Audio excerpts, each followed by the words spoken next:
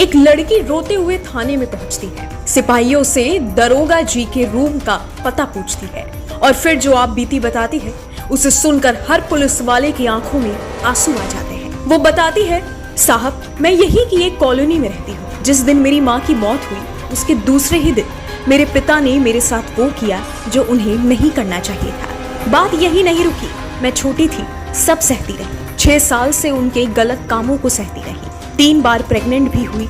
तब घर वालों ने जबरन समझा बुझाकर एबॉर्शन करवा दिया। लेकिन एक दिन हिम्मत करके खुद ही खुद का वीडियो बनाया, रिश्तेदारों को उसे दिखाया। दिखाते हुए खुद पर शर्म भी आ रही थी और बदनसीबी पर रोना भी आ रहा था। लगा था रिश्तेदार समझाएंगे और मेरा बाप मान जाएगा, लेकिन ऐसा नहीं हुआ। वो फिर और बुरी तरह चढ़ गए और 2 दिन पहले तो ऐसी हालत हो गई कि मुझे ही मारपीट कर घर से निकाल दिया।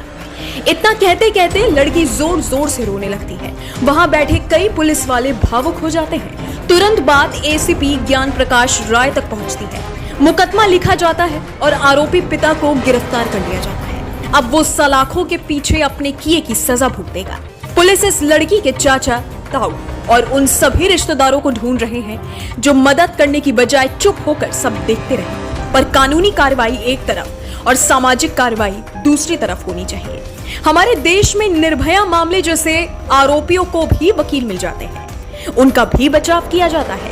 कानून सबको बचाव का मौका देता है, लेकिन सवाल है कि समाज की गिरती नैतिकता का क्या होगा। सवाल सिर्फ उत्तर प्रदेश के गाजियाबाद में हुई इस घटना का नहीं है। इसी साल फरवरी महीने में केरल से भी एक ऐसी ही खबर सामने आई थी, जहां केरल के मलप्पुरम में एक व्यक्ति को 123 साल की सजा सुनाई थी। उस पर आरोप था कि उसने अपनी 11 और 12 साल की बेटियों के साथ गलत किया। इससे पहले मलेशिया से भी एक ऐसी ही हिला देने वाली रिपोर्ट सामने आई, जहां एक पिता को 702 साल की जेल और 234 बेट की सजा सुनाई गई थी। जिसके बाद कई लोगों के दिमाग में ये सवाल उठे थे कि आज इंसान की उम्र तो 80 से 100 साल की होती है, इससे ज्यादा तो कोई जिंदा रहता नहीं। फिर 702 साल और 123 साल की सजा सुनाने का क्या मतलब है?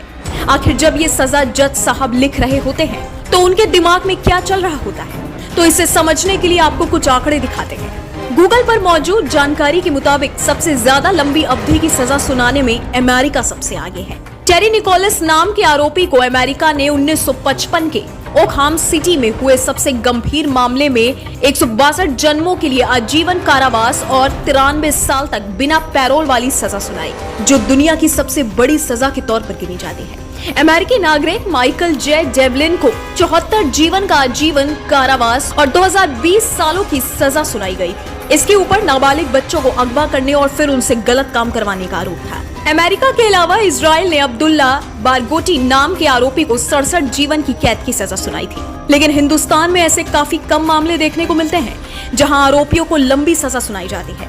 लंबी सजा सुनाने का मतलब कतई ये नहीं होता कि वो अगले जन्म में भी सजा काटेगा, क्योंकि ये पता कैसे चलेगा कि अगले जन्म में वो आरोपी कहाँ है? ना तो उसे पकड़ने वाली पुलिस वो होगी, ना सजा सुनाने वाले वो जज होंगे।